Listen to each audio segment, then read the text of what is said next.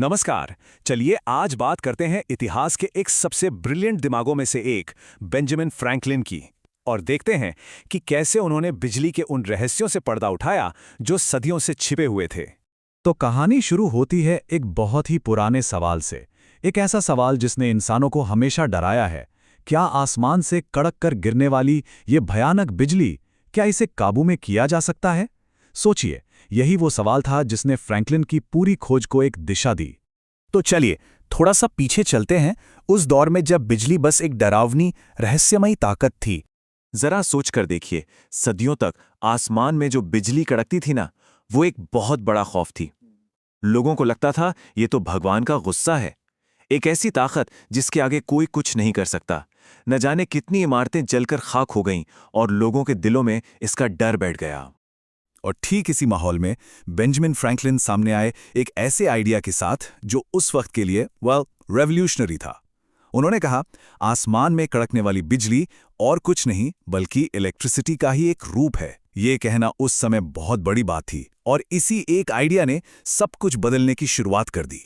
तो अब आता है कहानी का सबसे एक्साइटिंग हिस्सा, वो मशहूर पतंग वाला एक्सपेरिमेंट जिसने साइंस की दुनिया में सचमुच तहलका मचा दिया था। हुआ ये कि फ्रैंकलिन ने एक तूफानी शाम में पतंग उड़ाई और उसकी डोर से बांध दी एक मेटल की चाबी, और जैसे ही वो पतंग बादलों के बीच पहुंची, खटाक, चाबी से एक छोटी सी चिंगारी निकली और उनकी उंगली को छू गई।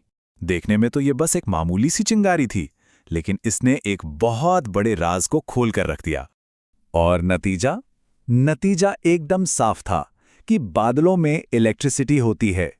वो छोटी सी चिंगारी इस बात का पक्का सबूत थी कि आसमान वाली बिजली और वो स्टैटिक इलेक्ट्रिसिटी जो हम कभी-कभी महसूस करते हैं, ये दोनों एक ही चीज हैं। तो जैसे ही यह साबित हो गया कि आकाशीय बिजली और इलेक्ट्रिसिटी एक ही हैं, अब दरवाजे खुल गए थे बिजली के फंडामेंटल प्रॉपर्टीज को समझने के। और यहां एक और मजेदार बात है, फ्रैंकलिन ने हमें बिजली की एबीसी भी दी। मतलब वही थे जिन्होंने पहली बार दो तरह के इलेक्ट्रिक चार्ज को नाम दिया, पॉजिटिव चार्ज और नेगेटिव चार्ज। ये वही शब्द हैं जो आज भी हम सब साइंस में इस्तेमाल करते हैं। इतना ही नहीं, उन्होंने एक और बहुत जरूरी सिद्धांत दिया, आवेश संरक्षण का सिद्धांत। अब सुनने में ये थोड़ा मुश्किल लग सकता है, पर इसका मतलब बहुत सिंपल है कि इलेक्ट्रिक चार्ज को ना तो बनाया जा सकता है, ना ही खत्म किया जा सकता है। वो तो बस एक जगह से दूसरी जगह ट्रांसफर होता है। तो अब तक तो हो गई थ्योरी की बात। अब देखते हैं कि कैसे फ्रैंकलिन ने इस पूरी जानकारी का इस्तेमाल एक प्रैक्टिकल सॉल्यूशन बनाने में किया और कैसे आसमान पे इंसान की जीत का रास्ता खोला। देखिए, बिजली को समझ तो लिया, पर अब फ्रैंकलिन का अगला मिशन था तूफान को काबू करना। मतलब अपनी नॉलेज का इस्तेमाल करके लोगों को बिजली के कहर से बचाना। और इसी सोच का नतीजा था तड़ित चालक, जिसे हम लाइटनिंग रॉड भी कहते हैं। ये एक सिंपल सा इन्वेंशन था, एक मेटल की रॉड जो बड़ी बड़ी इमारतों को आसमानी बिजली से बचाती है। ये करती क्या है?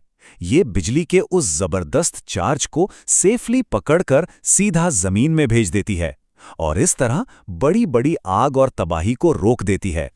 तो आखिर में चलिए एक नज़र डालते हैं फ्रैंकलिन की उस विरासत पर जो आज भी हमारे साथ है, और देखते हैं कि उनकी खोजों का हम पर क्या असर पड़ा।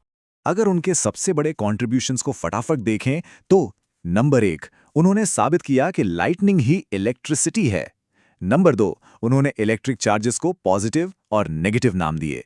और नंबर 3, उन्होंने बनाया लाइटनिंग रॉड जो जानें बचाता है। ये सच में वर्ल्ड चेंजिंग अचीवमेंट्स थीं।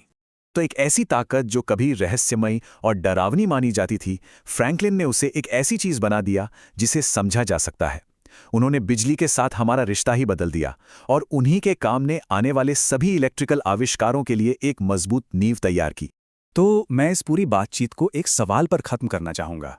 जरा सोचिए, अगर फ्रैंकलिन की ये खोज न होती तो आज हमारी दुनिया कैसी होती? उनके सिर्फ एक हिम्मत भरे आइडिया और एक पतंग ने हमारे जीने का, हमारी टेक्नोलॉजी को देखने का नजरिया हमेशा के लिए बदल दिया।